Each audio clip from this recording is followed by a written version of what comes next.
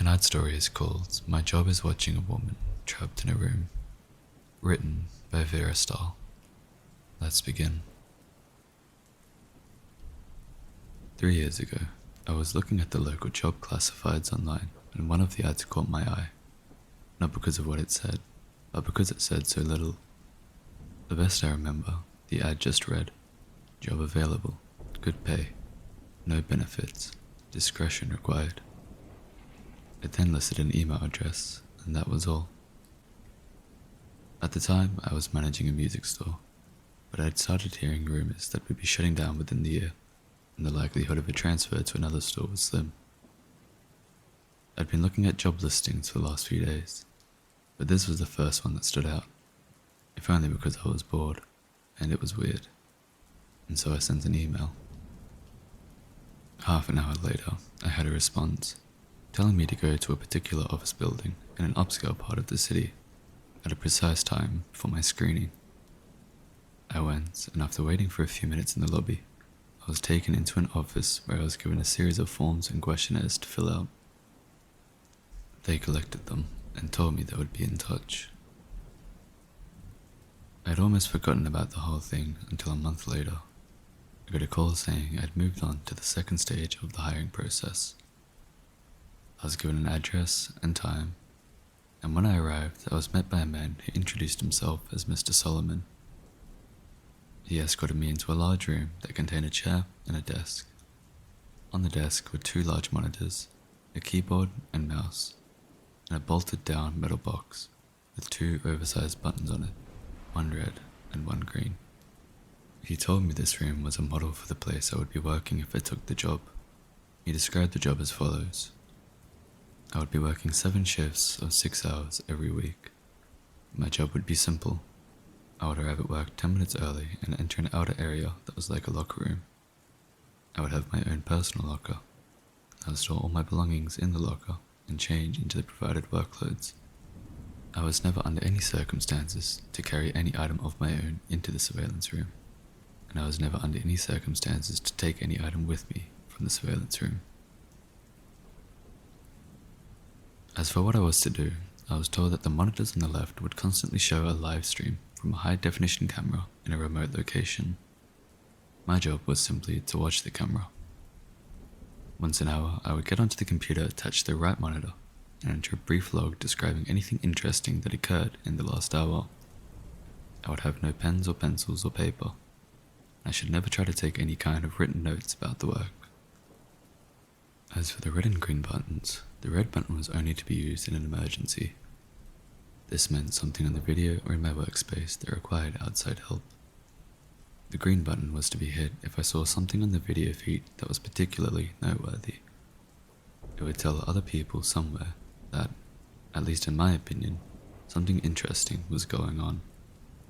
Solomon stressed that while I was given discretion on when to use this button, I should err on the side of only using it if and when something of real significance occurred.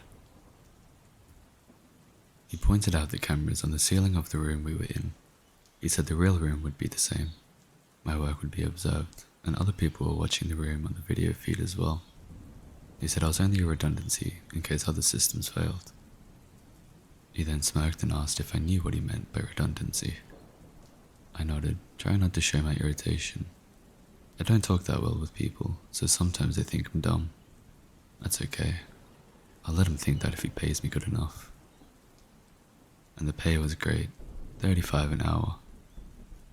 This worried me, because I was already thinking that this was some kind of psych experiment or secret government job, which I was okay with.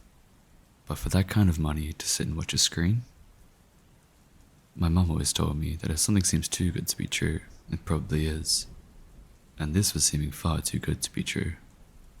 I asked again if I was going to be doing anything illegal. Solomon laughed and said no. I asked if anyone was going to get hurt. Again, he shook his head. No. He said the reason they were paying so much was because they needed employees that were motivated to be professional and discreet. The work they were doing was important, and for various reasons it couldn't be discussed. If I took the job, I would have to sign papers promising I would never discuss my work there, or I could be sued or locked up. I'm only breaking that now because of everything that happens.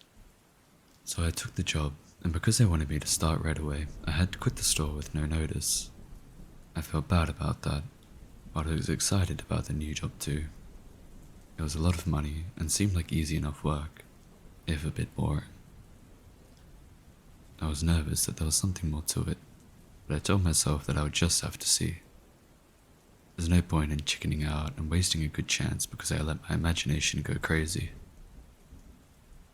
I was given the location of the job itself, and when I went there, I was amazed that it really was just like the model room. There was a locker room you had to pass through to enter the surveillance room, and a small bathroom attached to the surveillance room as well. The real room had a small water cooler in the corner, but because I wasn't allowed to bring anything in with me, I had to eat before or after every shift. The biggest difference, of course, though, was that the monitors were turned on. The right monitor was just a black and white terminal like you see in some movies. I could type in my logs, but there was no internet to look at or anything like that. The left monitor, it was a video from a room. You would call it a bedroom, I guess, because I had a bed in it, but I had lots of other stuff too. A TV, a sofa and chairs, a couple of tables, and plenty of empty space in between. The camera must be high up in the corner, because I could see pretty much everything except for the far sides of furniture. At first though, I didn't notice any of that stuff. All I saw was her. She looked to be a little older than me, and was very pretty. When I first saw her, she was laying on her side on the sofa. That was the part of the room farthest from the cameras. The picture was very clear, and I could tell that she was sleeping. I found myself leaning into the monitor more and more so I could see her better. Then I thought about what I was doing and felt a little embarrassed. It's like I was spying on her, a peeping Tom, my mum would call it. I didn't want to be a peeping Tom, but I didn't want to be silly either. I needed to think about this slowly. It was a good job, and I wasn't doing anything wrong, right? I wasn't hurting anybody, and the woman looked fine. The room was nice. She probably agreed to be there and it's all some experiment or something. I was just overreacting.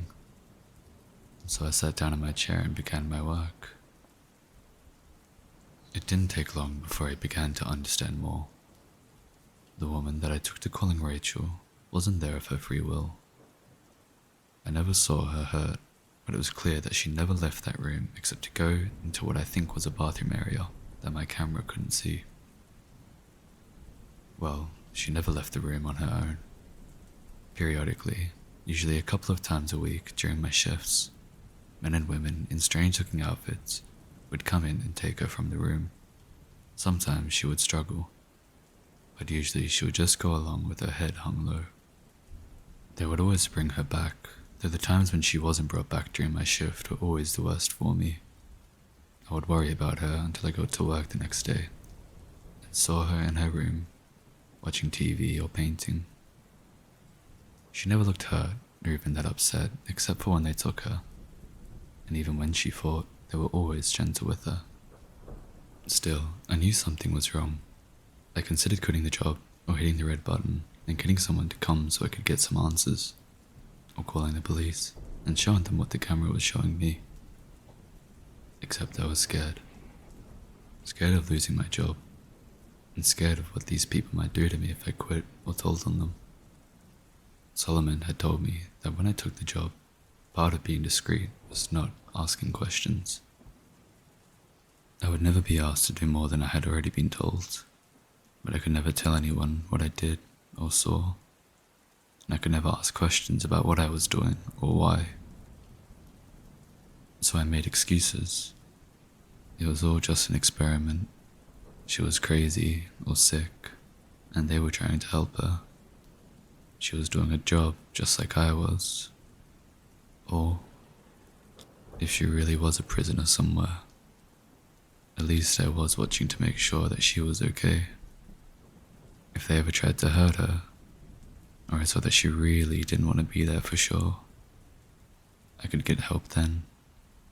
In a way, I told myself I was helping to protect her by watching. I don't expect any of you to think much of my excuses. I don't think much of them myself, especially now. But in my defense, when things changed, I didn't ignore it or try to explain it away. I knew that something had to be done. Rachel would usually paint for an hour or two every day, and it seemed to always be during my afternoon shifts. The room had no windows as far as I could tell, but I guess she either used a clock or her own body's time to keep to a kind of schedule. I always liked to watch her paint. The thing she was painting was always facing the wrong way for me to see it, but I could see her face as she worked. She always looked peaceful and happy when she was painting, and seeing her that way, smiling serenely from time to time she got something the way she wanted it always made my day. I first noticed something was wrong when she started painting more frequently a few weeks ago. Her expression was more focused and serious, and there was a tension to her movements that I wasn't used to seeing. At first I thought she was just trying really hard to work on something, and I wanted to tell her not to worry. Every few weeks the others would come in and take the odd paintings out anyway, bringing in a new stack of, I think the word is canvas. But it was more than her being focused. Something was wrong. She didn't look happy, and she was going for hours at a time. In the span of 3 days, she'd finished 4 paintings. I'd been growing more and more worried watching her work, and when she finished the 4th, I found myself telling her just to stop and rest a while. I had grown accustomed to talking to the monitor, talking to her in my own way. But she didn't stop. Instead, she began moving the paintings, arranging them on the back end of the long sofa. This was the first time I'd gotten to see any of the paintings. Even when the others were taking them out, they always seemed to be turned away from the cameras. I was still worried about her, but I was also happy to finally see something she'd worked on. Happy and amazed. They were beautiful. One was a green forest, another an old stone well. The third was a house sitting alone on a small island. The last was an old-fashioned movie theater. All of them looked like something out of a dream, with trailing lines of color mixing in the air around them like leaves caught in a wind. It was only when I looked close that I realized the lines of color weren't random. They were words. Easy to miss if you weren't looking close, and by themselves they didn't seem to mean much. Just the ghost of a word somewhere in each of the paintings. Easy to lose in everything else that was being shown. I leaned into the monitor and squinted, trying to read the words, and then my heart started thudding as I made them out. Blinking and rubbing my eyes, I looked again, reading them out loud in order, left to right, top pair then bottom.